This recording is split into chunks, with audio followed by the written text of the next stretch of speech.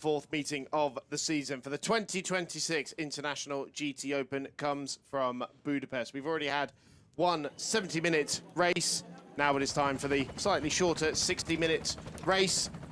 And after cooler conditions this morning, well, that has broken way to yet more sun and yet more temperature climbs. So a track temperature of 42 degrees awaiting the drivers.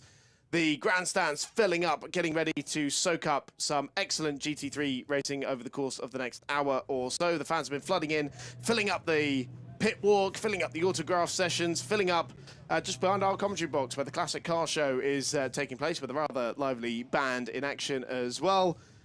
There's been so much on offer for the local fans to be enjoying, and a lot for you guys watching at home to enjoy in this race too, where Tom Empson will be starting from pole position for the second time this season. The elite motorsport Ferrari that did not finish yesterday. The championship leading crew suffering an engine overheating issue, an engine sensor issue. The elite crew changing that engine overnight, working through the night for the second time this season after doing it at Spa.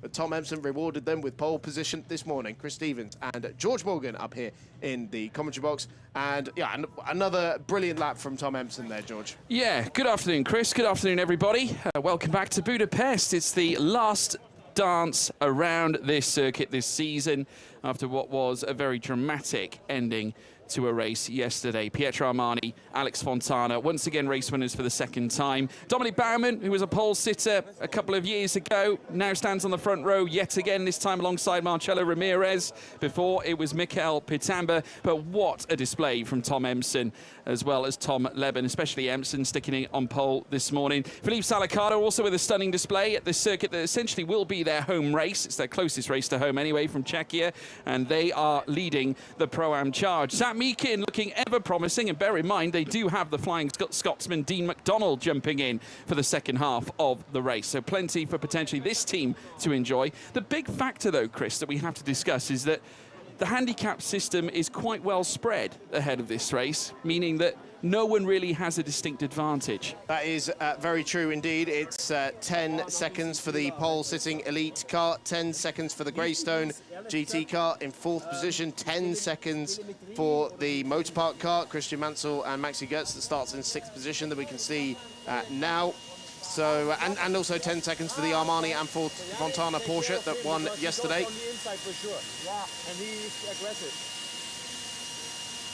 So some last-minute advice from Maxi Goetz there to Christian Mansell, who is racing here for the first time in a GT3 car. Will know the circuit from his Euro Formula days for sure, but his first time tackling it in GT machinery. Yeah, the last time he was here was in that Euro Formula Open season in 2022. He was taking on the likes of champion Oliver Goethe, who has since been cutting his teeth in FIA Formula 2.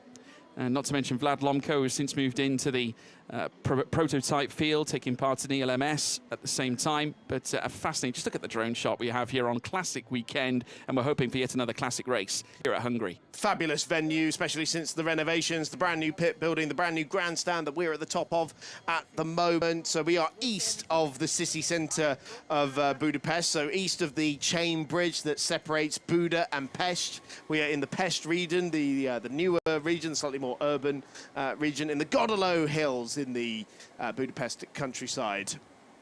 So Leonardo Moncini here, Lamborghini GT3 junior driver, down in 9th position. The SVC squad really hunting for answers on why they have been struggling so much for pace. Carol Bash here, now second in the Pro-Am Championship after a decent finish yesterday, and well, also owing to some dramas for some championship contending cars in the Pro-Am category. It was not just our overall championship leaders who hit dramas. The Pro-Am leading FAC Auto Tech number 11 car coming into pit lane very late in the day with a puncture, and so championships have got a very different look going into this second race of the weekend, but still a lot on offer, as we're only just going to be halfway through the season when we meet the checkered flag in about an hour's time. Absolutely right. PTT BMW faced a penalty from the stewards yesterday. And that was after the contact with Sue and Mazurlis. Christian Kozanowski flying solo for the first time And I think this is probably a first, actually, in the International GT Open he's doing that, because generally he's alongside Stanislav Jedlinski. So we'll be looking, potentially, at grabbing a first AM win in this championship. Also running solo is Adrian Lewandowski, his father Andre not sharing the Baron car for this weekend. Rhubarb and custard colours now on the Blackthorn Aston Martin at the behest of Charles Bateman's daughter, who wanted it to match her trainers, apparently. So Charles Bateman, their championship contending car in Pro-Am, going from 5th position in his class. And I think the top bronze driver in the Pro-Am category, because everyone else ahead of him is the pros, the silver class drivers, coincidentally. So we take a look at the 26-car field machinery from Ferrari, Mercedes, McLaren, Porsche, BMW, Lamborghini, Audi, and Aston Martin to entertain fans here. 8 different manufacturers represented on this field, and a hugely anticipated race to see where the championship will swing next in all 3 categories. After a great finish yesterday, Budapest does tend to throw up those fun, exciting and dramatic finishes for these races. As we see, look at the crowd flooding in here to see the cars in action.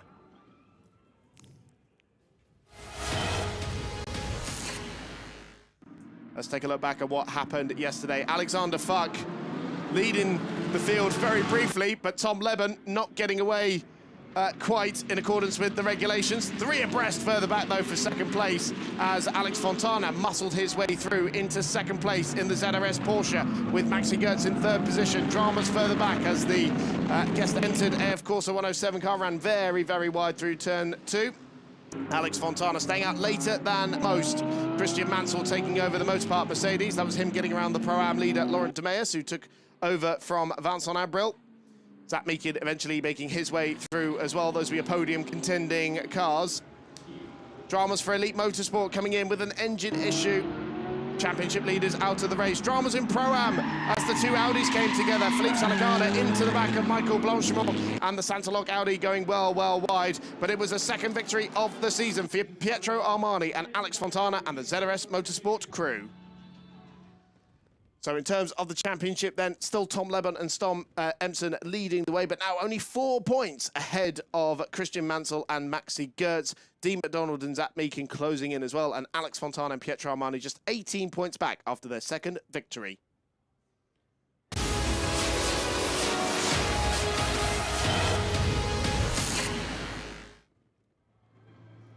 And so race 2 about to get underway here in Budapest. 60 minutes of racing to come. Here's how they line up. Tom Emson starts from pole position in the Leap Ferrari, with Dominic Baumann in the Motorpark Mercedes alongside him. Philippe Salacada on Pro-Am pole for ISR alongside Zach Meakin in the Greystone McLaren. 3rd row of the grid is Yannick Mettler in the Carbahn Mercedes, and then Christian Mansell in the Motorpark Mercedes. 2nd in the championship for Mansell, Tommaso Mosca and Thomas Neubauer. The 2 AF Corsa Ferraris, Lion Stern in 7th and 8th on the grid. 5th row of the grid is Leonardo Moncini's Lamborghini, and then Carol Basch in the Olymp Ferrari. 6th row of the grid is Pietro Armani and Fabian Di Bianca, ZRS Motorsport Porsche, ahead of PTT Racing BMW. Christian Korzanowski in the Olymp Ferrari, starting on AM pole position, ahead of the championship contending Adrian Lewandowski from Baron Motorsport. Charles Bateman in the Blackthorn Aston Martin, ahead of James Kerr's track-focused McLaren. Khalid Osman in the Blau number 16 car, ahead of Suan Mazur from Sendam Racing Team in 17th and 18th position. Chaba Walter in the Gamota Racing BMW, ahead of Piotr Vera, the Goodspeed Racing Team Aston Martin, 19th and 20th. Joel Monegro in 21st, ahead of Michael Blanchimont in the Santaloc Audi. Alexander Schwarzer and Ray Acosta share the 12th row of the grid from Fark Auto Tech, and AF Corsa, Laurent de Meus and Alfredo Hernandez round out the field. Now, while we were reading that out, we've got the message that there is a car missing. The James Kell track-focused McLaren is missing from the grid, and so the message from race control is that the car that's starting directly behind James Kell, Suan Mazur, must leave that space on the grid. So he cannot drive up and effectively take an extra place on the grid there. So we are missing James Kell from this grid. And while we've got a minute, just quickly want to go over what happened with Tom Leben at the start of the race yesterday, because it looked like he absolutely bolted off the line in that highlights package we saw. What he explained to me after the race was that because you're supposed to do 90 to 100 kilometers an hour leading up to the start of the race, and Alex Fack was very much on the lower end of that range there, and Tom Lebon was on the upper end and actually a little bit faster than what you're supposed to be doing. So he wasn't matching the speed of Alexander Fack as he should have been doing. So it's not like he bolted way too early, he just wasn't matching the speed. Something that I'm sure Tom Empson has been made aware of, but he's the one dictating the pace now, so no dramas there. Quick reminder, in the Pro-Am Championship, still Alexander Fack leading the way, but now a 16-point gap back to Karol Bash and Barchan Jedlinski. And in the Am category, Joel Monegro leads by 2 points to the Adrian Lewandowski Baron Motorsports car. Gally Dosman and Marcello Hahn, after victory yesterday, just 6 points back from the championship leader. George, it's 60 minutes of racing. I don't know what to expect. Well, just as much as we have driver changes, tyre changes in this series, we've also had a headset change in the commentary box. I was having some few teething issues with the last one. Absolutely. We got it done very swiftly. The guru, Fernando, just down the hallway, has been helping us out. But as you can see, the teams behind the scenes also working very hard in preparation for this final race of the Hungary weekend. Of course, we now move in to the second half of the season with Paul Ricard, Hockenheim, Monza, Barcelona to follow, and the championship heating up. Could it be an elite day for elite motorsport here at Hungaroring? The cars making their way through the penultimate corner, the 2x2 formation. They will have to go through the grid hatching, so it's 25 cars that will take the start here for 60 minutes of racing in Budapest. And it is the championship leader, Tom Empson, who will lead them to green alongside the Motorpark Mercedes of Dominic Baumann, the Austrian racer, trying to take a charge here. 2x2 formation, down the start, finish straight. We wait for the lights to go out. We are racing for the second time in Budapest, and it looked like Zach Meekin was trying to get the jump on Philippe Salicada there straight away. Tucks back in behind the Audi. It's Tom Empson who leads the way. Baumann in close proximity. Salicada looks to the inside, and Baumann has to leave a space at the apex of the corner. Neat and tidy stuff so far as we round the first right-hander. A couple of cars getting a bit sideways on the exit. That looked like Joel Monegro getting sideways on the exit of the first corner, but it's Tom Empson who leads the way. A couple of cars going wide. Yannick Mettler to the outside of Zach Meekin, but nothing doing in his pursuit of fourth place by the looks of it. Side by side a little bit further back. But I'm amazed, a very, very clean start indeed. Yeah, brilliant start. Yannick Mettler was in fact challenging over that P4, did have a nose ahead of Zach Meekin's McLaren, but could not hold on to it because Meekin had the crucial inside line off the circuit there for the, what looked to be the Olymp Racing Ferrari, side by side there with the BMW further down. That's Fabian Dibianca and Karol Bash currently going at it. Essentially two drivers, two teams occupying what you would believe to be their home race weekend if you factor in this circuit here at Budapest. As now we see now Pietro Armani on the attack, taking the lead in this initial stint, of course, for the ZRS Motorsport team. He will eventually hand over to Alex Fontana when the driver change window does indeed open up. But it's Tom Empson as the grass is kicked up by the PTT BMW. They fly through into the final sector. Armani forfeiting a few places, as is Lewandowski toppling down the order, as did Acosta and Blanchimont. Yeah, very difficult start there for Pietro Armani, dropping a couple of spots there. The Italian driver in the car that won yesterday.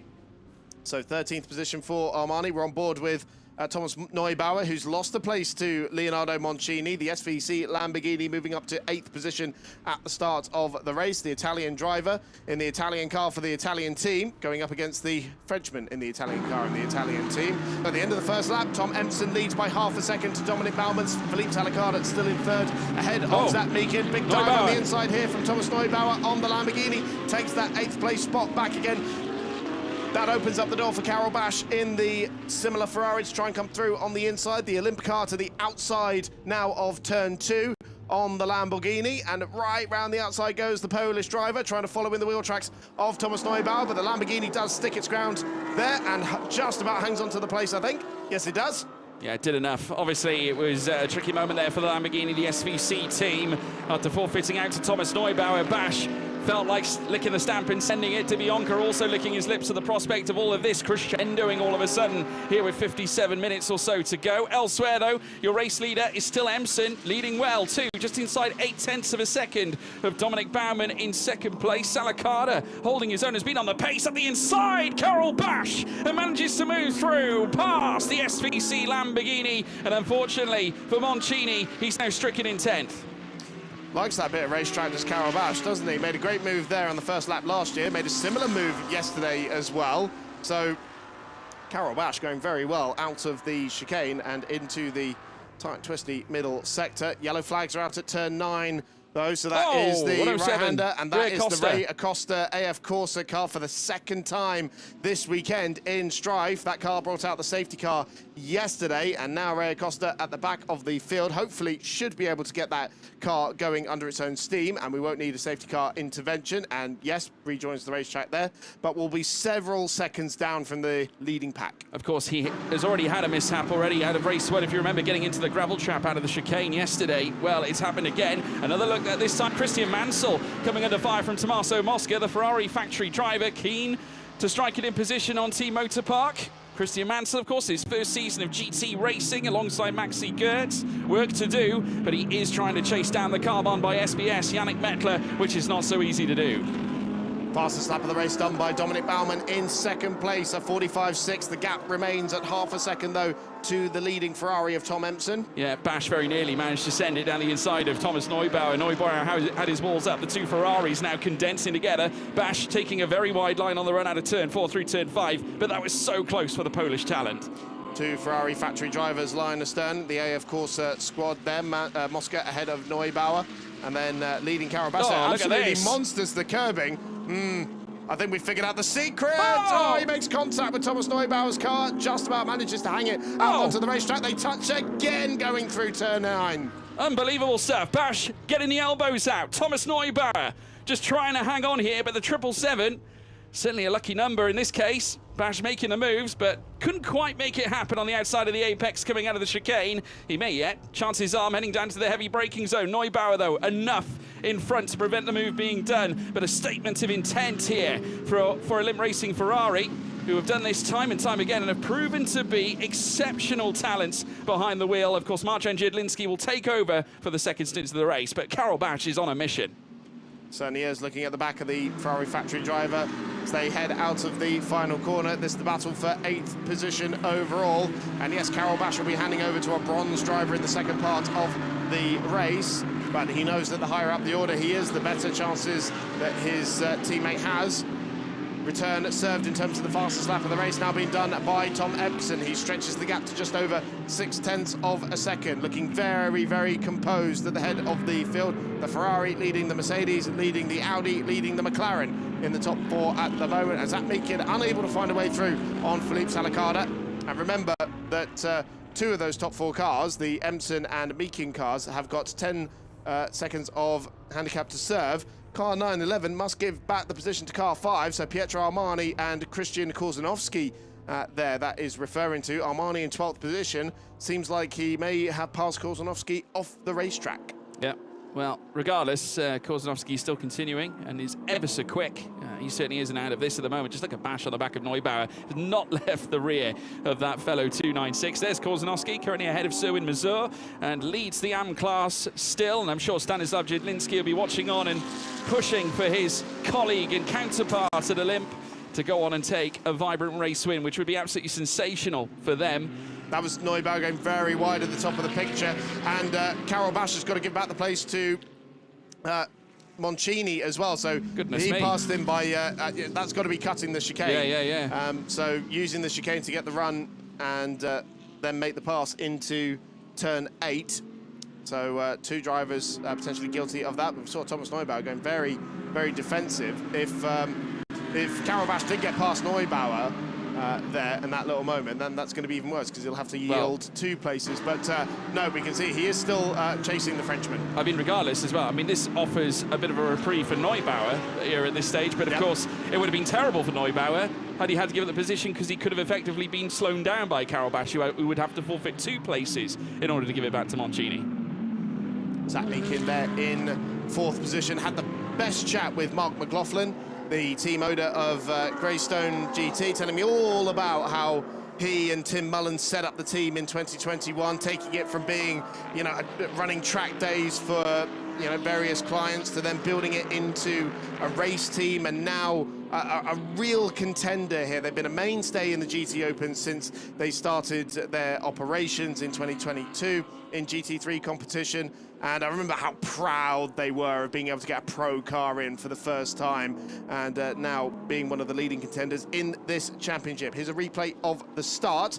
You can enjoy it from the perspective of Carol Bash. So we've got the Neubauer Ferrari just in front of us. Bash looking one way, looking the other, gets into the back of Neubauer, in fact, because he's got nowhere to go. Getting on the anchors into the first corner, though. Oh, and this is where things get a little bit spicy. Neubauer running off the circuit. Bash running off the circuit as well. They touched there as well. So they've made contact quite a few times in this race already, have Neubauer and Bash. Rubbing paint off one another and obviously sharing bruises. There was one of the FAC Auto Tech Porsches that was making contact on the exit of the corner that gave it a big swapper as well. Just look at this as well from the Galen Osman car as well. This is something they did in race 1. They held onto that inside really tight coming into turn 1. Now, if we remember the comments from Blair Motorsport, they were delighted at yesterday's race start. They managed to rise, I think, about 11 places, I think, yesterday. Something like that. Something ridiculous, yeah, from Marcello Han, who was doing a great job. So this is the deemed illegal move from Carol Bash, cutting over the chicane to get the run into turn 8. And yes, we can see he was monstering the curbing far too much. He must give back the place, and Pietro Armani is yet to give back the place to Korzanowski, and Bash is yet to give back the place to Moncini as well. I mean, that was when he did give it back.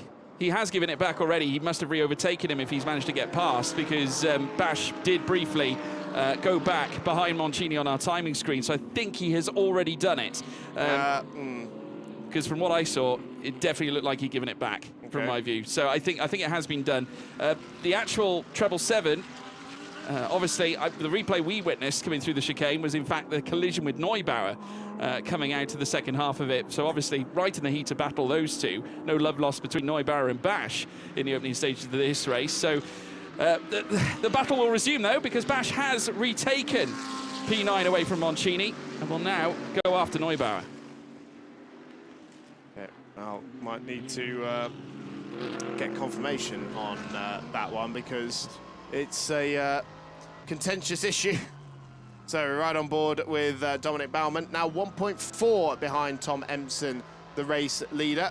The Mercedes chasing the Ferrari. Bash is going hell for leather at the moment. 2 purple sectors on this lap already inside the first and the second. He is an absolute demon out there right now. Obviously trying to give chase after Neubauer once again to resume the war that they have been sharing around Hungaroring. It's 1.3 seconds between them at this stage. And Bash with the fastest lap of the race so far as he ushers in a 144.355. Yes, that is correct. Just looking at a slight glare of the light on our timing screen as they now make their way through the first sector. Empson, though, clocking out 1.3 to 1.4 in front of Dominic Baumann, which is exactly what any Ives would love to see here. Just helps them nurture, gives them a platform to build on, and obviously it's going to be a perfect place for Tom Leben to eventually jump into the car and take on the stint for the second half of the race. Elite Motorsport going for their 3rd victory of the season after double-heading the weekend in Misano. A very rare thing to do in GT Open competition. 1.5 now. He is ushering in the Delta even more so. Here's Pietro Armani on the back of Di Bianca. This is the battle over 11th. But Armani still yet to give the place back to Christian Korzanowski, isn't he? And that message has now disappeared from the timing screen, so could be a penalty. It may well now be in the hands of the stewards and a penalty coming to this car. But nonetheless, Armani is all over the back of the Fabian Di Bianca BMW, the young 18-year-old in his first year of GT3 competition. Now the message is that it's not necessary to give the position back to car 5. So Stewards may have assessed it. Someone from ZRS has run up to the steward's office and said, no, he doesn't have to, and here's the proof. And the stewards agree by the looks of it. So there we are, all settled. The 911 Porsche can continue its work in pursuing the PTT BMW. I'm on a roller coaster here, George. He needs to give it back. He's going to get a penalty. He doesn't need to give it back. It has been a roller Piling coaster. on the pressure on the Dibionka BMW there. We'll give Bash credit. He did give it back, so I'll give him credit for that. He's now, in fact, upsetting fastest laps. And of course still holds it. Karel Bash now within 8.5 tenths. He is absolutely on an absolute stormer right now. Here comes Armani. A look at the inside on Dibionka. The BMW M4 GT3 is now going to be put under some serious pressure here at Budapest as they now head down through towards turn 2. There is Moncini just in front. A little bit of a gap between himself now and Bash that extends to 2.2 seconds. So that gives Bash a little bit of clear air behind.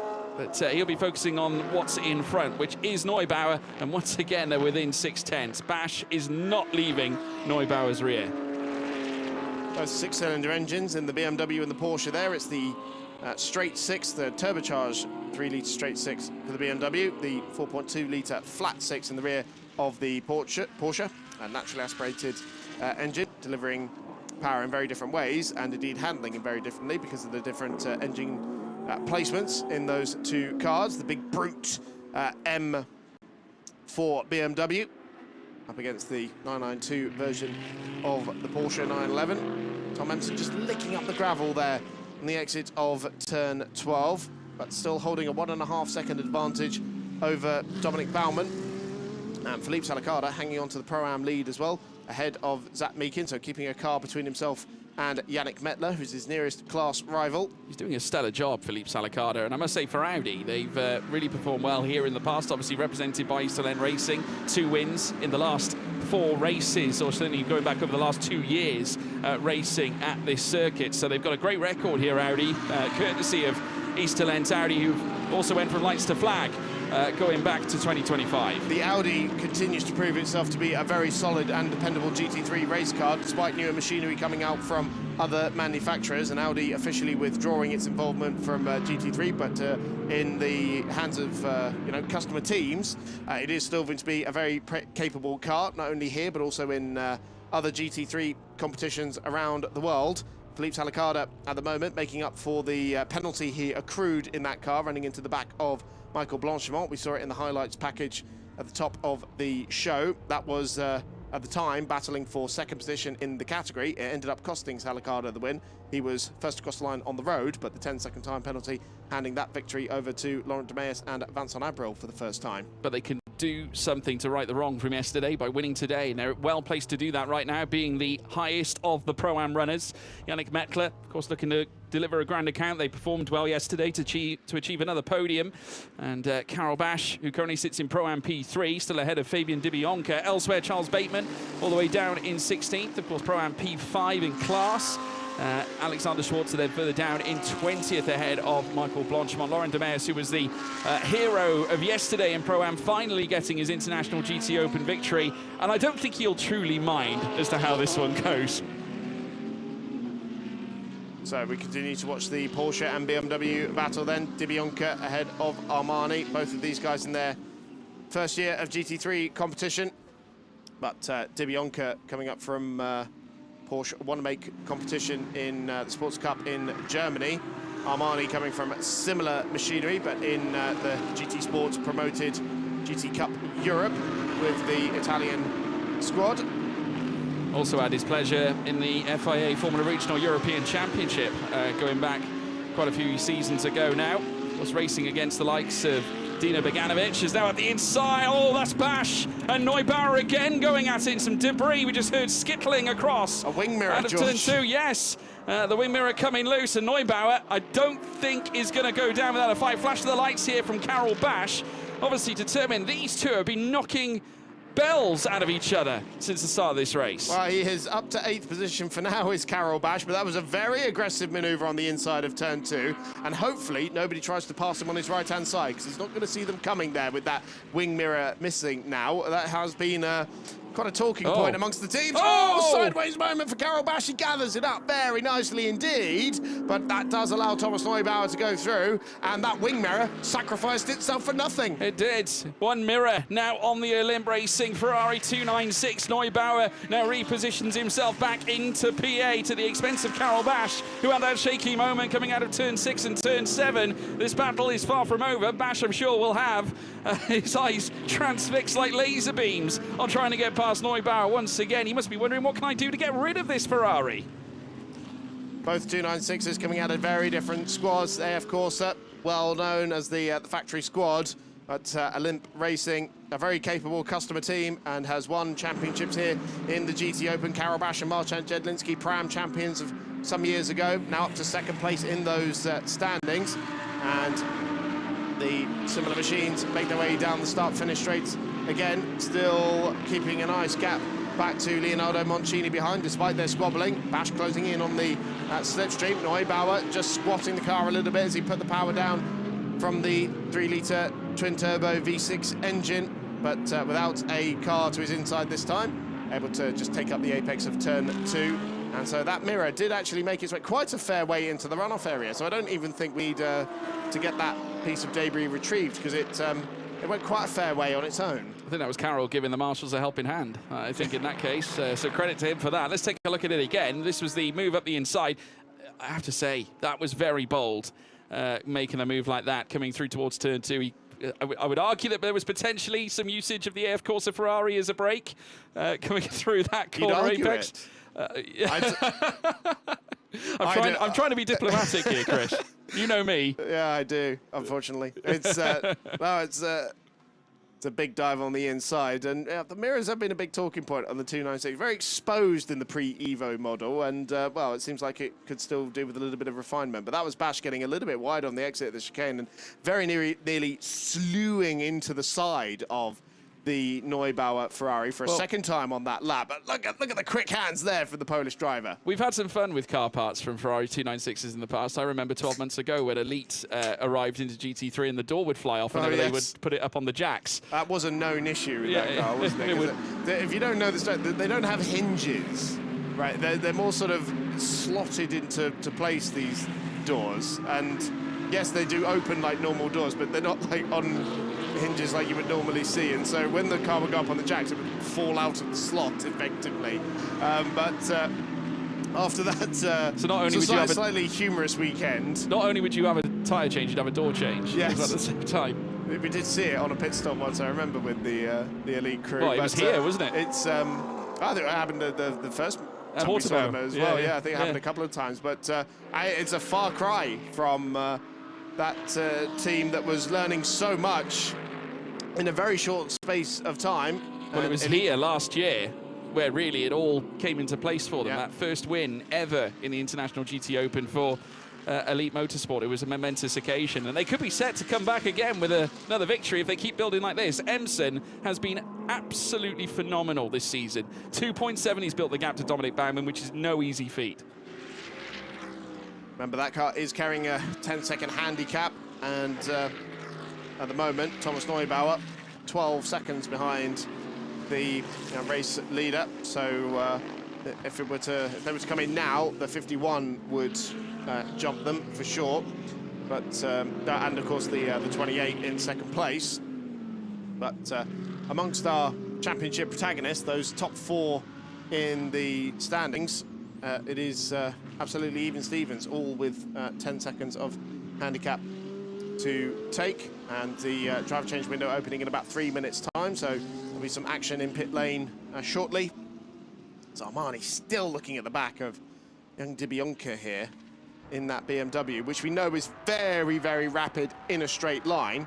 There has been some tweaks to the BMW in the balance of performance this weekend, 15 kilograms extra weight and a little bit less turbo boost, but a trait of the BMW has been, since its inception, that it has been incredibly quick in a straight line, and that is keeping DiBianca ahead of Armani for now. Closing up, meanwhile, between the likes of Mettler and Mansell and Mosca as well for 5th, 6th and 7th position.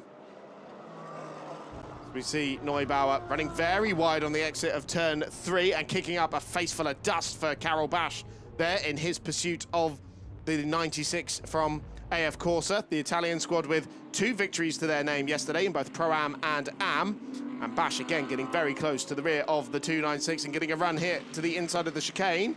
But there was no way through there for Karel Bash, and so his chance there of taking 8th place back from Neubauer very quickly diminished. He's monstering the curbs left, right and centre, and coming up with some inventive lines. Yeah, coming out of Maringelli corner and through towards the next left-hander. And the next right, Karel Bash, still in hot pursuit, but ever so close. Neubauer, after kicking up that dust, we've been hearing how dirty the track has been over the course of the weekend. I know that speaking to quite a number of the single-seater drivers, grip has been compromised in certain sections. So certainly with Neubauer now facing that same predicament with the dirt on the tyres, that may compromise his grip, therefore throwing an olive branch to Karel Bash. George, we've got yellow flags at turn 4 right before the driver change window is opening, and that could create some dramas. Well, I mean, if it's a safety car, they might suspend the driver change period. Yeah, we do have the opportunity to delay the driver change window if necessary. The yellow flag seems to have gone in now, actually, so that was very timely indeed. Less than a minute to go until the pit lane is open for business. This is the reason. About to see why. It's the good speed Aston Martin going for a loop. Piotr Vera, slap bang in the middle of the racetrack on a very fast corner, a blind corner as well there. That could have ended in tears. Thankfully, he was towards the rear of the field. Still circulating in 23rd position at the moment is Piotr Vera, the car that took its first class victory last time out in Misano. Good speed, well supported this weekend, because we have former International GT Open driver Dan Arrow in the paddock, who drove for Team Oregon Lamborghini not too long ago. So great to welcome him back, and maybe we hope to see him back in the paddock one day. He's coaching both Thomas Magdarsh and Piotr Vera. Remember, he and Vera used to be teammates when the Good Speed team first started with a proper skeleton crew. Absolutely. And yeah, racing all over the world this season is Dan Arrow, but has the opportunity here this weekend to support his 2 drivers in person. So that's really great to see. Dominic Baumann falling down the order. Now, I don't think he came into pit lane because the window wasn't open just yet. I think I can just see him out the window, actually. Dominic Baumann is crawling around the racetrack. The second place car of Dominic Baumann has got some sort of problem. He's absolutely limping around the lap. The pit lane is now open for business. Ray Acosta, the first driver to come in. Sam Eakin's in as well. He's just made his way into the pits. But what is going on with Dominic Baumann? He's making his way into the pits now, so there's going to be some investigations, no less, surely, on that Mercedes. He's been overtaken as well in the pit lane by Armani. Pietro Armani coming into the box too, so Fontana is going to hop into the ZRS. There is the limping. Look. Yes.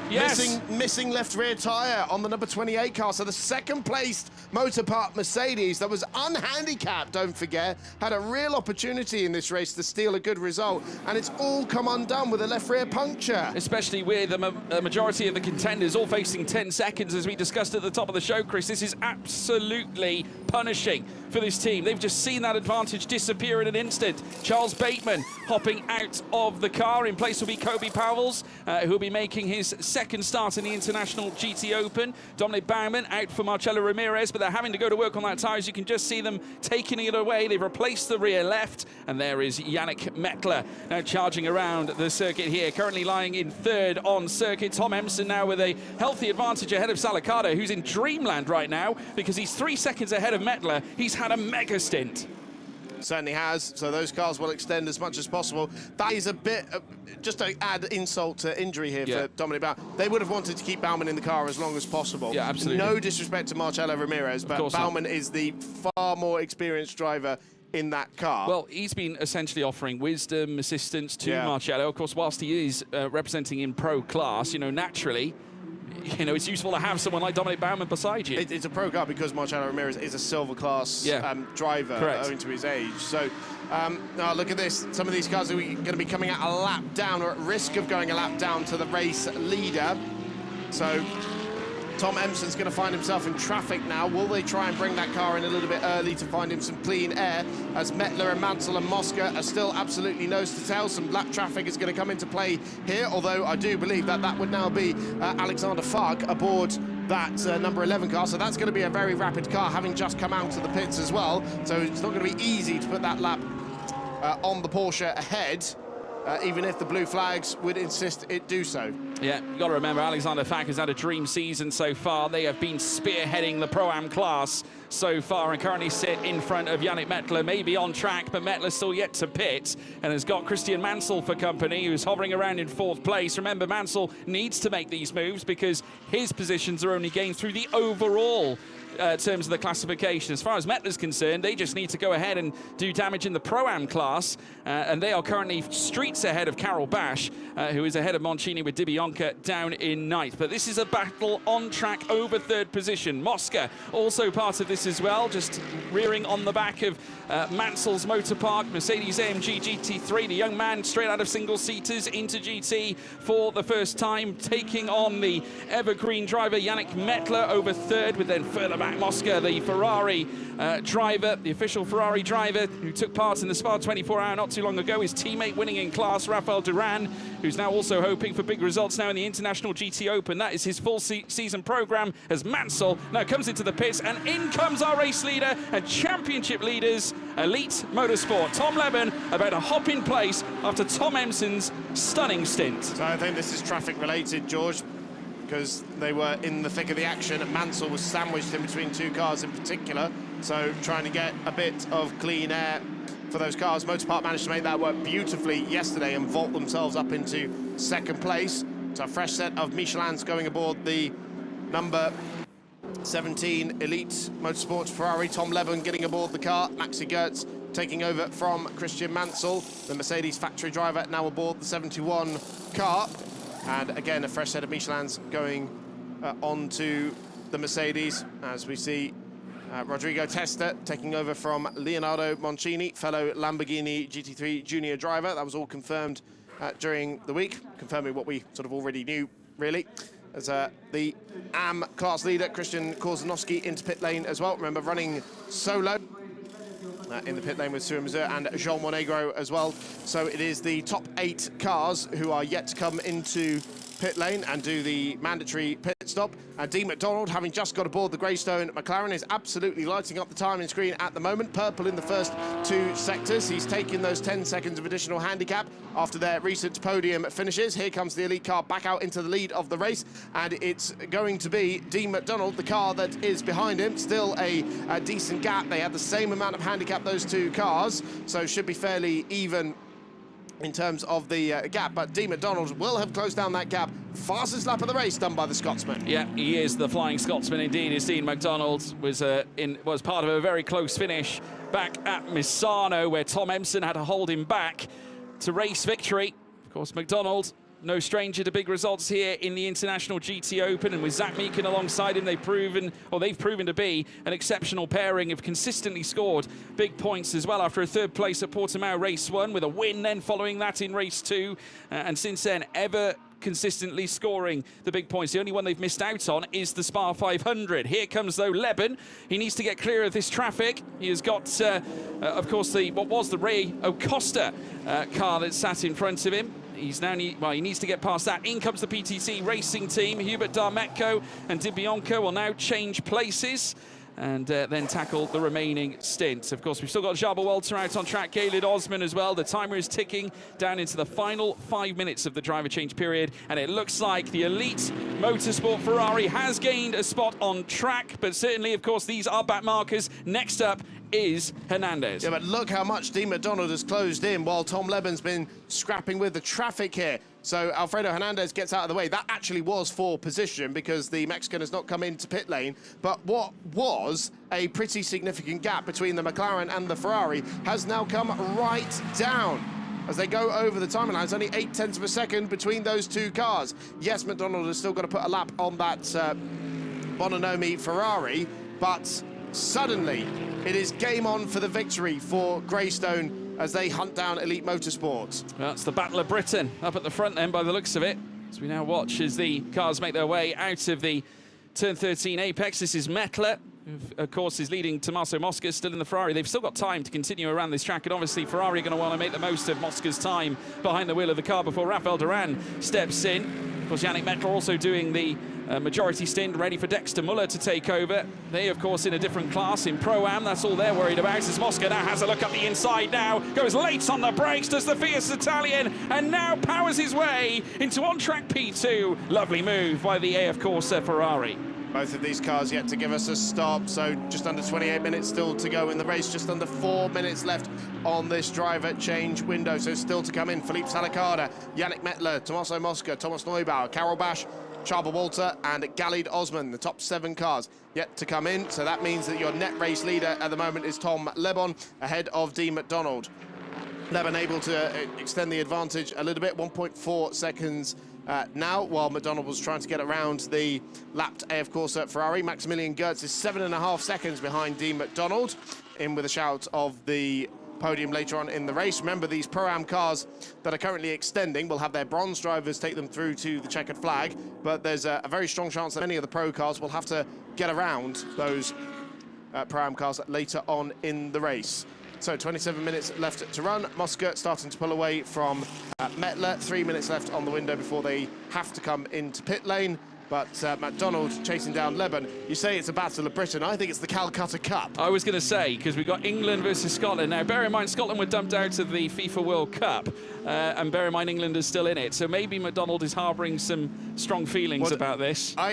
I've watched the last, 3-4 Calcutta Cups live, and I've not been very pleased with the result of them. I'll put it that way. So, well, on one level, football, maybe that's in Lebon's favour. If we talk a little bit about rugby, you might be talking about something entirely different. I don't want to talk about England rugby at the moment. Absolutely dire state of affairs. So Philippe Salicada leading the way, 4.2 seconds ahead of Tommaso Mosca now, and Salicada setting it up very nicely for Libor Milota to take it through to the checkered flag. As into the pits has come Thomas Neubauer and Jaroslav Visalaho getting ready to take over the 96. Well, the good thing with me being Welsh is that I don't have a horse in this fight, so it's okay. Oh, that's true. So I'm well placed. I don't mind who wins, but I just want to enjoy the show. Tom Lebon and Dean McDonald, 8th and 9th. We've got the 96 in the pits of Jaroslav Veselaho will now take the wheel in place of Thomas Neubauer. Antel Zygo taking over from Jaba Walter, who arrives back in the GT Sport organisation from his stint in 2022 racing in the GT Cup Europe Championship. Vastly different machinery this time that he's taken the wheel of, but great to see him back, and we hope he's enjoyed his time here in Budapest. Elsewhere, though, Philippe Salicada still yet to come in, leads the way at the moment. Libor Milota will be taking over the control of the Audi R8 LMS. There is yesterday's race winner, the 911 Porsche. Of course, Armani and Fontana working together in a bid to try and maximise their points offering. This time it's going to be a little tricky considering the handicaps and where they started the race. I wouldn't expect anything heroic here this time because there's other players looking to rise to the fore. As now out comes Veselaho, back out onto the track, tackles turn 1, the Ukrainian now behind the wheel. So who does that leave us with? Top 5 yet to come in. So Veselaho we'll get confirmation of his position when he comes over the timing line, but into the pits comes the race leader. Less than 1 minute to go on the driver change window, so all of those top 5 cars are going to have to come in on this lap. So Philippe Salicada into pit lane, ready to hand over the car to Libor Milota, and should, in theory, come out in the lead in Pro-Am. That car taking 10 seconds of handicap in this one. Actually, Dexter Muller should come out in the lead because the 54 is unhandicapped and the gap between them was 6 seconds. So in theory, Dexter Muller should come out in the Pro-Am lead here. Rafael Duran getting ready to take over from Tommaso Mosca in the 51. Marchand Jedlinski taking over from Karel Basch. No mirror replacement as far as I can see on that 777 on the right-hand side. And the last car into pit lane, Galid Osman, ready to hand over to Marcello Hand, the car that won in the AM category yesterday. Yeah. The number 16 Blau now into the pits. And Marcello Han will take over control. Mettler will leave the car barn by SPS Mercedes AMG GT3 in the hands of Dexter Muller, who will look to bring it home. The driver change window is now been confirmed. Finished the top 5 currently on our timing screen in the pits. That leaves Tom Lebon, your net race leader, with Dean McDonald for company. 1.5 seconds between them. Lebon is trying to gap, and he's maintaining the gap right now. He was fastest in the first sector on this lap and has just registered a blistering time of a 1:43.661. McDonald, though, actually saying that, was actually purple in that first sector. It was a personal best in the first 2 sectors for Tom Lebon, owing to that personal best. But they're nigh on unmatching in terms of lap time. Muller comes out in the lead in Pro-Am. Here is Maxi Götz trying to get around the Ukrainian driver, the number 96. Side by side heading towards turn 2 with Maxi Götz to the outside. This should be it should be a net 4th position or so. We'll get confirmation when they trip the timing beam. Drive-through penalty though for the Blau car, the number, sorry, not the Blau car, the Goodspeed Racing Aston Martin, not respecting the start procedure. Oh dear. I mean, they've already come unstuck once, haven't they? Because they spun coming out of turn 4 through towards turn 5. So yeah, it's not going their way once again. So here's how it's at. Now that we've got an official timing on, Tom Leben leads the way, 1.2 ahead of Dean McDonald, who's just done the fastest first sector of the race. Rafael Duran sits in 3rd position in the 51A of Corset. Dexter Muller and Libor Milota separated by 4 seconds in the Pro-Am lead. They're about to have these 2 pro cars bearing down on them because Jaroslav Wieselaho ahead of Maxi Götz in 7th position. Marcin Jadlinski 3rd of the Pro-Am runners. As I just see Piotr Vera coming in to serve that drive-through penalty. Inside the top 10, Marcelo Ramirez in the car that came in with a puncture. And it's Suin Mazur who's come out in the lead of the AM category. Alex Fontana down in 12th position. A lot of work for the Swiss Greek driver to do, with Christian Korzanowski 2nd of the AM runners. Be a stern test here for Muller as well to try and hold back Milota. We're just watching at the moment Jaroslav Veselaho trying to prevent Maxi Götz from making the move past him. This is a battle over P6. It's wheel-to-wheel between the Santaloc and the PTT. Oh, and round goes the BMW.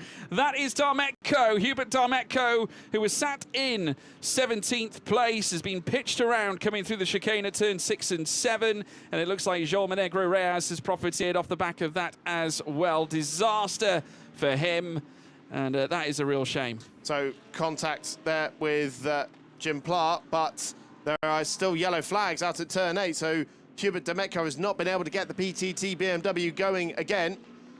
Will we need a safety car to recover that car? If he's damaged the rear suspension, maybe damaged the drivetrain or the gearbox inside that car, that means he cannot get it going again, because those yellow flags are no longer waving, because Hubert Darmetko has got it going again. Phew. Yeah. So no need for a safety car with 21 minutes to go. He's managed to self-right. Leben again managing this 1.5 second gap. It has not moved an inch. And I will tell you this, Tom Leben was quicker than McDonald over the last lap by nearly over 2 tenths of a second. It was in fact 2.5 tenths and then some. Between those two over the course of the last lap. Rafael Duran in P3, of course, chasing an almighty podium for the 51A, of course, with Dexter Muller now only behind them, 2.2 behind and dropping away, with Milota now looking to put the work in. He's gained a second on Muller since they came back out after the driver change window, as now we take a look at Maxi Götz hunting down after the Veselaho Ferrari in that 6th spot, and of course with Götz all over the back of Jaroslav Veselaho. It's almost giving Milota a bit of ease here. I mean, it's an interesting predicament that Milota finds himself in. He's got 2 pro entries locked in behind him, which kind of distracts him away from what's supposed to be his fight, that being Dexter Muller. But he has closed down Dexter Muller, has Libor Milota. The Czech driver has taken about a second out of Muller since getting aboard the car, and so he'll hope that those 2 pro cars go through pretty quickly, and then also do the same thing to Dexter Muller as well, so that he can try and take advantage of that. But so far, Veselo unable to make the move on that car. And so closing in a little bit between the top 2 in Pro-Am. Rodrigo Testa, I imagine, will be on the back of these guys fairly shortly, because he is 2.7 seconds back from this battle for what is 5th position overall. And here we're seeing the difficulty in overtaking here, because the pro drivers are struggling to get around the bronze-graded car, although Veselaho much less experienced than the driver behind him. Driver in his first year of GT3 competition, having come out of single-seaters, has the Ukrainian, and has got the Mercedes factory driver of Maxi Götz behind him. Libor Milota proving himself to be a very capable bronze driver, though. The Audi working very well here this weekend, and Milota a race winner alongside Philippe Salacada in the Pro-Am category at Hockenheim last year. A regular for podium contention is the ISR squad. They could be on the top step again if they carry on, as long as they can keep knocking out the delta between themselves and Muller. It's a huge opportunity for ISR, especially after the incident yesterday, which cost them what we would have believed to be a race win after they overtook Laurent de Meus. Yep. But that penalty, the deciding factor in the end of the Pro-Am battle yesterday. Hopefully everyone keeps it neat and tidy now. So the AM drivers aboard those leading 3 cars. It's the likes of Kobe Powell's and Jim Pla and Alexander Fack and Vincent Admiral who were trying to close down the gap. But with so many cars between themselves and their Pro-Am rivals, it's going to be a very tall order indeed for them to try and close them up. So long as the Muller and Milota and Jedlinski can keep it neat and tidy, then it should be home and dry. Veselaho getting very sideways on the exit of the first corner, struggling with the traction there, just as Thomas Neubauer was. Revised gear ratios on the Ferrari 296 for this year, supposedly to help in those traction zones. Yeah, Milota edging ever closer now. It looks like Muller's coming into view good and proper, so we could now see a battle between the 2 Pro-Am entries over the Pro-Am lead very soon. I just wanted to say this as well, at the top, Leben had planted another 10th on top of McDonald. That has since shrunk. Serwin Mazur, contact with what looks to be the Charles Bateman. But that's the AM leader, George, who's been pitched round at turn 1 and a championship contending car in Pro-Am. Yeah, Serwin Mazur, the 79, falling foul to that one, and unfortunately sinks, as of course Kobe Pavels has now also taken over control in this race. But that means that Christian Kozanowski now takes over the lead in the AM category for Olymp Racing in the number 5 car. Credit to McDonald here, he's really delivering the goods against Tom Leben again now. He was faster by a 10th in the last lap and the lap before. He's really hunting down Leben now. 5-second time penalty going to Jim Pla, the 5th place car in Pro-Am, and that's for not serving the handicap correctly. So I assumed that was going to be for the contact we saw with the PTT BMW, as, this is the 2nd place car of Zach Meakin getting around the Aston Martin, and Hernandez. McDonald. Yeah, getting around. Dean McDonald, not Zach Meakin. Yeah. But going around there was Alfredo Hernandez. Which is all of a sudden thrusted McDonald now 1.7 behind race leader Leben. So Leben making good use of the traffic right now. Gertz now looking to try and challenge Jaroslav Veselaho over this position in P6. Around the outside here from Gertz. Of course, Veselaho is going to have the better line initially, but that will favour then Maxi Gertz for turn 3. Wheel to wheel, the Ferrari better as it powers its way up through towards turn 4. Flash of the lights from Gertz as he now makes his way uphill in hot pursuit of this AF Corsa car. Very close moment, but well handled by Jaroslav Veselaho. So Mazur also picking up a 5-second time penalty for not serving the handicap correctly, so that's the 2nd place car in the AM category, having just been pitched round at turn 1. So when it rains, it pours. Veselaho doing a great job to keep Maxi Gertz at bay here, and there is the Lamborghini. No. Championship leader in the AM category, Joel Monegro, is parked at the side of the road. Yeah, AM leader. Facing the wrong way, in fact, because I think that was the exit of turn 12. So Joel Monegro, the driver from the Dominican Republic, Yellow flags being waved as well in this segment of circuit, so Gertz won't be able to do anything about Veselaho at this portion of track as they move their way into Sector 3. That could complicate things a little bit. So has John Monegro been able to get going? I think here comes Gertz up the inside now. Veselaho very tight at turn 13, but that is a stunning manoeuvre there from Gertz and flurries through the motor park. Mercedes now up a spot. It's now P6 in the palm of his hand as Veselaho creeps and peeps on the back of the Mercedes spoiler. So now he's got to try and get around the 2nd place car in Pro-Am, Libor Milota. Veselaho following in the wheel tracks there, now down in 7th position. Here's what happened to Joel Monegro. Contact with the Lewandowski car. So that's championship rivals there coming to blows and making contact at turn 12 and leaving the championship leader facing the wrong way. This is the move. Again from Maxi Gertz. So forces a mistake there out of Veselaho. He runs the car wide, and Maxi Gertz needed no 2nd invitation to just slide his Mercedes through into 6th place.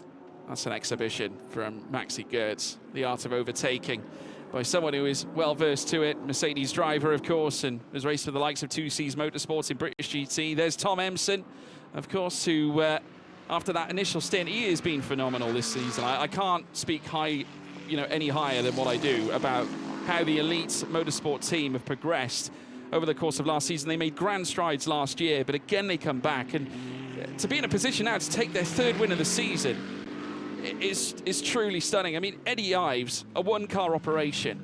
They placed stacked all their chips in GT3 to the centre of the GT Open table, and they're a strong contender for the title this year, which is absolutely magnificent. Elite Motorsport establishing the ladder all the way from Ginetta Junior competition through GB3 competition and now into GT3 competition as well. That's partly how they managed to convince Ferrari to sell them a Ferrari 296. There was so much demand and not enough supply that the formation of that pyramid system was what tipped it in their favour, really, for them to get a car last year. Another time penalty coming in for the Santa Lock, and this one is for the collision. So that's 10 seconds for Jim Pla now as Maxi Goetz arrives onto the back of Libor Milotta, the second place car in the Pro-Am category. And Milotta has been closing down Dexter Muller. The gap that was 4 seconds is now 1.2 seconds between the top two in the Pro-Am category. And if these pro cars start getting involved in the battle, then that could complicate matters for Muller and Milotta. At the same time, they're coming up on some lap traffic as well by the looks of it. Just trying to see who that is. It's the Joel Monegro Porsche, the one that was spun round earlier. So an AM driver at the wheel of the car, but they're closing down that Porsche that was spun round earlier on. Yeah. It's been a war of attrition, really, hasn't it? And unfortunately for Santalot, they've been on the wrong end of it. Obviously, you've got that confirmation again on your screen, folks, of Jim Pla's 10-second time penalty, which is pretty devastating for them, to add insult to injury. But nevertheless, we keep our eyes peeled on Maxi Goetz, who, fresh after making the move on Jaroslav Veselaho, is now hunting all over the back of Pro-Am P2's Libor Milotta. The ISR Audi team looking to right the wrong from yesterday after crashing into the back of the Michael Blanchimont Santaloc Audi, which, as we just saw, has just suffered a 10-second time penalty. A flash of the lights here from Milotta, trying to defend to the inside against Maxi Goetz. Might have been wise to let him go and allow Goetz to perhaps challenge Dexter Muller, which may have unsettled. Muller made a mistake, though, over the Pro-Am lead. That could have been contested right away. Milotta now well and truly close to the back of Dexter Muller. So Linus Stern now nose to tail for the lead in Pro-Am between Dexter Muller and Libor Milotta. Carbahn versus ISR, but with the pro runners starting to bear down on them. Goetz, Veselaho and Testa now on their tail. But Milotta will try and get this move done before Goetz has an opportunity to make a move. We saw Muller with a little twitch coming through the penultimate corner there, managed to gather up the Mercedes very nicely indeed. The Carbahn driver making his way out of turn one, and is this the opportunity for Maxi Goetz? He seemed to have a good run out of turn one. Wide goes Muller here. There's going to be an open door for Libor Milotta to try and take the Pro-Am lead side by side on the exit of the corner, and Libor Milotta goes through into the lead of Pro-Am. ISR back to the head of the field. And they'll be hoping they can hold on to it. Maxi Goetz now making it a Mercedes double act now as they go side by side into turn four, and Goetz, through the eye of a needle, manages to move his way through Moncini, running wide as well. Jose Rodrigo Testa now behind the wheel of the SVC Lamborghini. It's Ferrari v Lambo, in fact, with Veselaho also in the thick of the action here, and they're all over the back of Dexter Muller as they start to constrain around this very tight Hungaroring circuit. So Goetz up into fifth position overall now as he made that audacious move on Dexter Muller, but the platinum graded driver making his way through. And now, with Rodrigo Testa at the back of this queue, trying to usurp the slightly less experienced drivers in front of him, and indeed the bronze drivers. But Muller still holding on to second place. There's a good couple of cars between himself and Marcin Jedlinski. Just saw a glimpse of that bright yellow Ferrari in the back of the picture. So the gap between those two around 4 seconds. It does seem like that's the battle for the podium. Christian Mansell watching on in the motor park garage. Oh, look at this. This is very close for the lead now, suddenly, isn't it? And Dean McDonald took half a second out of the race leader last time around. And I think that may well have been traffic-induced, George, because there has been a few messages about blue flags on our timing screen. And they've got yet another one coming up as well in the name of the PTT BMW. And just a little twitch there from Dean McDonald as he flew over the crest coming out of turn 4. But that is truly sensational for McDonald to close that gap. Half a second gained. That gap was 1.3 and stabilising around there. So Leben now under pressure. It's the Flying Scotsman. I tell you what, this is a snapshot almost of what we saw back at Misano. Twice. Yeah. Truly astonishing. These two now coming together. The Battle of Britain over the race win here at Budapest. It is well and truly on. But who is going to come out on top? Is it the Scots or is it the English? 8.5 minutes to go in the second race of the weekend for the International GT Open, and our very own Calcutta Cup is raging on here between Tom Leben and Dean McDonald here, just as it was in Misano, with McDonald hunting down that elite car, just as it was the race before with the elite car hunting down the Greystone car. Zach Meakin aboard the car in that particular occasion. But yeah, these two have just proven themselves to be a cut above the rest in 3 of the last 4 races. And dare I say, it was Leben who made that late overtake on the final lap to get the win as well. Well, this may be the chance for Dean McDonald to return in kind off the back of what was received back at Misano, and I'm sure he harbours a little bit of ill will as to what occurred towards the end there. Right, coming up on lap traffic now, the PTT BMW of Hubert Darmetko. This could complicate things if Lebon struggles to get around that car. We've already seen the gap come down, and it was another 0.2 of a second taken out of the race leader by Dean McDonald last time around. You see less than a car length between them now as the BMW holds up the race leader coming into turn 2. We've got the change here potentially for 5th place with Visalahu going through. Muller going wide and into the gravel there, so that has allowed Rodrigo Testa to go through as well, and it means there's only 1 second now between 2nd and 3rd place cars in the Pro-Am category. Marcin Jedlinski in the Olymp number 777.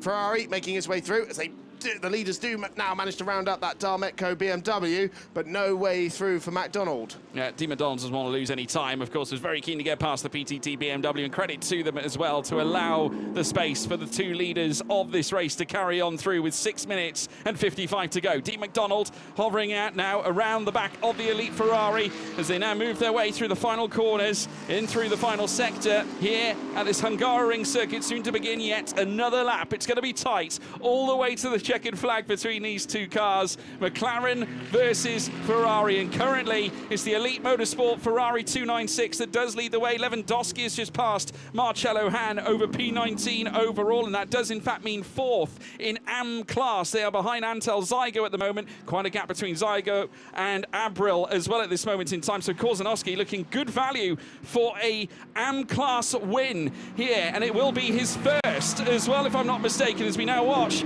as the Elite Motorsport Ferrari now tanks its way down through towards turn 1. A look to the outside here from McDonald as now they look to make their way through the first corner. A tight reply here again from McDonald, looking to the inside, just can't ferry his way through. But that's the first time Tom Leben's had to go defensive in this battle, so McDonald is piling on the pressure now with 6 minutes to go in this race. Wide through turn 2, does the up and under there, even takes some of the concrete on the inside there, the extreme inside of the corner, and is going to try and force an error here out of young Tom Leben, already 3 times a race winner in the International GT Open.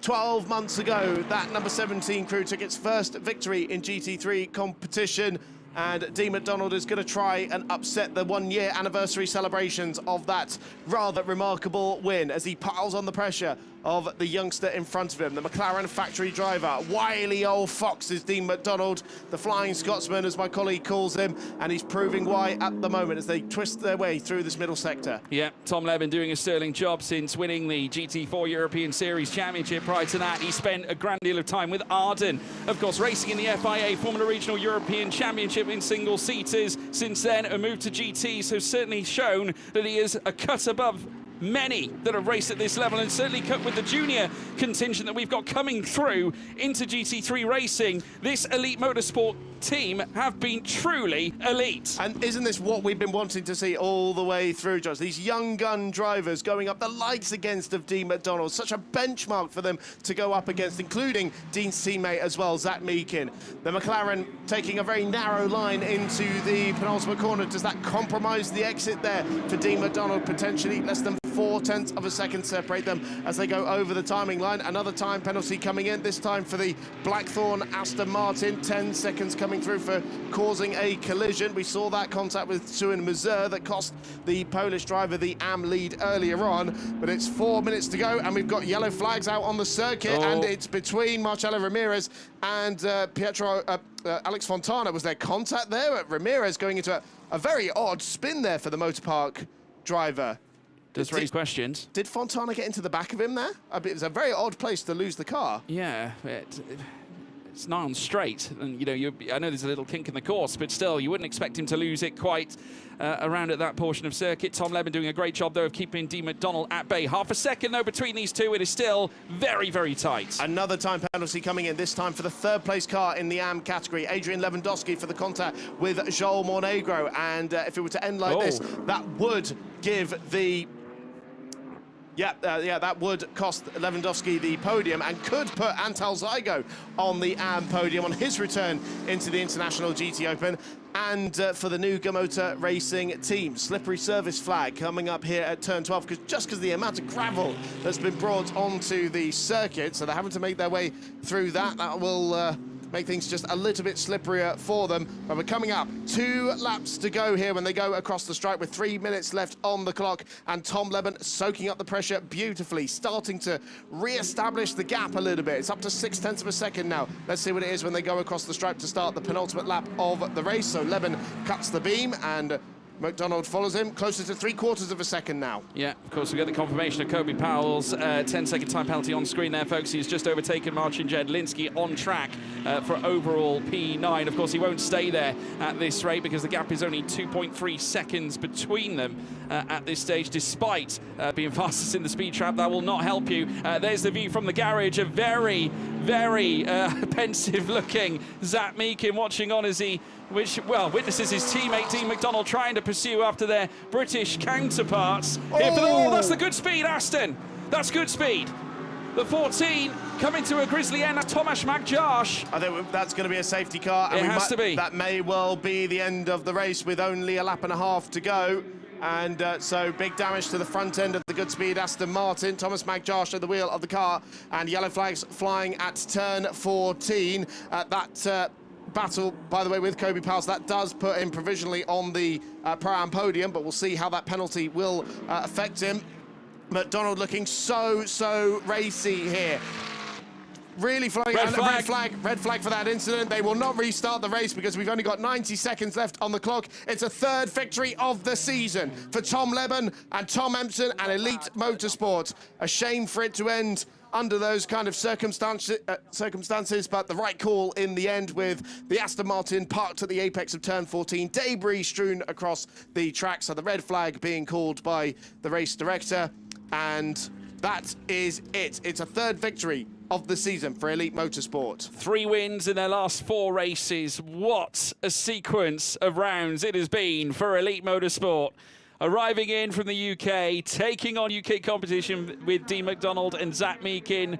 And if you're Dean McDonald, you must be wondering where your luck's gone, because you have to say they would have definitely, I would imagine, taken the sword to Elite in the closing stages, in those closing laps. But owing to the incident, good speed out of the race, Tomasz Magdziarz behind the wheel, a crunching incident, it would seem, at turn 14, leading to the red flag. It will certainly not dampen the spirits, though, of this Elite lineup, with Tom Leben just strolling up through towards the P1 board. You can imagine the raw emotion, fighting back after the car overheated in yesterday's race. He had to replace the engine. The door opens up on the Ferrari 296, immediately returns and closes back, but Leben unbuckles himself, immediately hops out. This is going to be a jubilant moment for the team. And indeed, well done, Dean McDonald, for finishing vibrantly at the same time. Gloves go back in the cockpit, inside the car. The championship is well and truly on for this young team. 1 car operation, it doesn't matter. Tom Leben, P1 alongside Tom Empson. And one thing we have not mentioned, first podium in the International GT Open for Rafael Duran alongside Tommaso Mosca. That went under the radar a little bit while we were battling, focusing on battles elsewhere, but a first podium of the season for the 51 crew. So well done to the young Spanish-Brazilian driver Rafael Duran, fresh off the back of his class victory at the Spa 24 Hours. A lot of support coming from the grandstands as well, Chris. You could hear the applause from the crowd inside the grandstand. They were delighted to see the race finish in their favour, clearly. A lot of support for this young team. This is what happened to Goodspeed. Effectively, what looked to be a high level of oversteer creeping in, but just look at the debris, and I must say, they were very lucky not to collect another car. My goodness, just look at the onboard for Jaroslav Veselaho, managing to avoid the stricken car on the right-hand side. But what a race, indeed. I think we were semi-robbed of a potential last lap battle, but it was a great race. So, third victory of the season for Tom Leben and Tom Empson at Elite Motorsport. 0.4 of a second, the final result ahead of Zach Meakin and Dean McDonald's Greystone McLaren, and a first podium for Rafael Duran alongside Tommaso Mosca in the International GT Open. A second career victory for Philippe Salacada and Libor Milota's team ISR Audi. Mansell and Gertz in 5th position ahead of Witzelaho and Neubauer, with Moncini and Testa in 7th. And the Pro-Am podium completed by Carl Barnes, Dexter Muller and Yannick Mettler, as well as Marcin Jedlinski and Karol Basch's Olymp Racing Ferrari, with Armani and Fontana completing the top 10. Christian Kozanowski takes the AM victory for Olymp Racing, so a podium and a victory for the Polish squad. And he's joined on the podium by Suin Buzder and Antal Zigo and Csaba Walter. Antal Zigo's return to the championship sees him with a AM podium finish, with Schwarzer in fact promoted up to 4th position in Pro-Am in the end after various penalties for the Santalog and Blackthorn crews. So in the championship, Tom Empson and Tom Leben extend their lead once again, building it back up to 13 points over Christian Mansell and Maxi Gertz, with Dean McDonald and Zach Meakin now 16 points back from the championship leaders. As in 2 weeks' time in Paul Ricard, we will be entering the second half of the season as the photos and the celebrations continue in Parc Fermé. First podium for Rafael Duran in the International GT Open, a return to the rostrum for AF Corsa and Tommaso Mosca alongside him. Second place once again for Greystone GT. Dean McDonald and Zach Meakin gave it a good effort, but it's a second place finish once again here in Budapest. But for the third time this season, Tom Leben and Tom Empson are on the top step of the podium for Elite Motorsport. So, we are here with the winners of Race 2 and strengthened championship leaders, the Toms. Sunday was better than Saturday. Yeah, it was a much better day than yesterday, obviously. And after the win last year, I think we had to come back and do it again. The car felt amazing, and yeah, really good thanks to the team for everything they've done this weekend. Tom, how was second stint? Always some pressure. Yeah, it was tough. Obviously, Dino was catching me towards the end. It was a mega race with him, to be honest. It was hard work. We were fast in the right places, which was very helpful. But yeah, it was a really good race, really good result, especially coming back from yesterday. Well done, guys. Beware the backdrop who's flying. But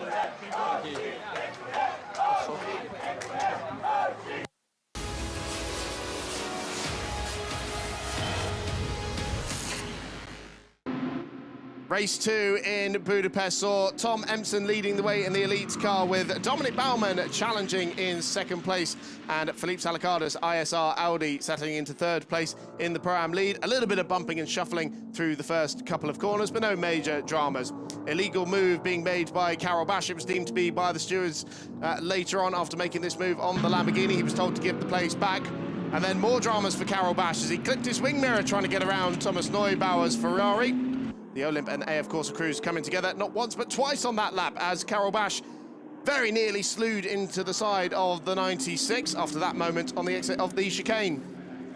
Tom Empson handing over the car to Tom Leben during the pit stop sequence. The car coming out in the lead of the race as Tommaso Mosca and Yannick Mettler battled for position as they extended their respective stints in the first half of the race.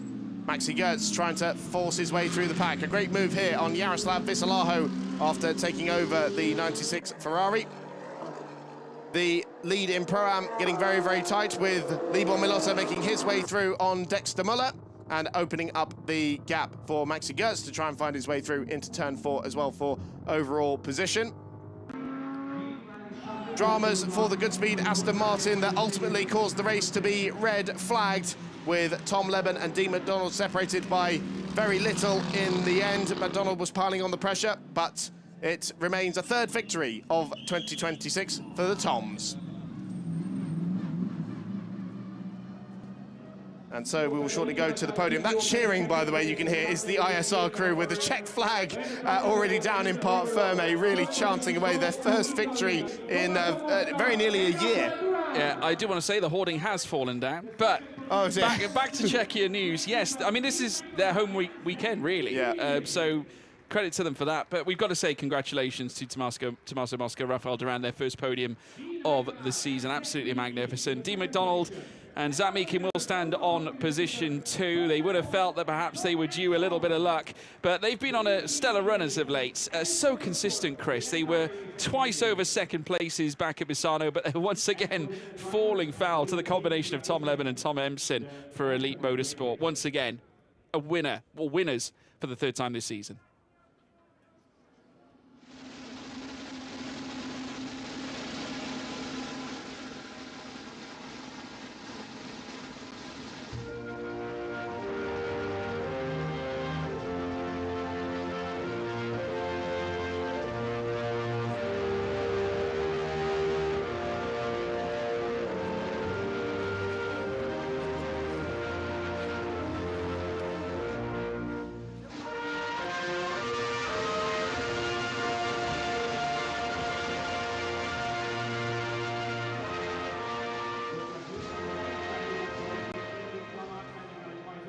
God Save the King ringing out over the Hungaroring, a British 1-2.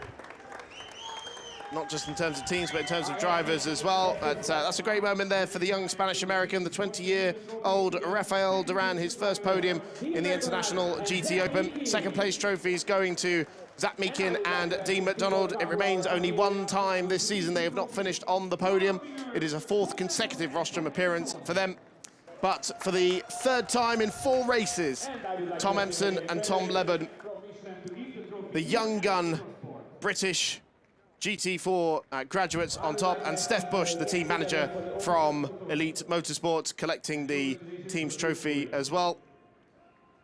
And they will pose for the photographs with Elite Motorsport once again extending their championship lead going into the second half of the season with a lot to smile about. A great reward for those mechanics who spent the night changing the engine on their Ferrari 296. A lot of effort from the crew to get that car ready for qualifying this morning. But this will have more than made up for it. Tantalising prospect for the second half of the season, I have to tell you, folks, with Tom Leben as well as Tom Empson, still championship leaders, with still other protagonists in Maxi Gertz, Christian Mansell.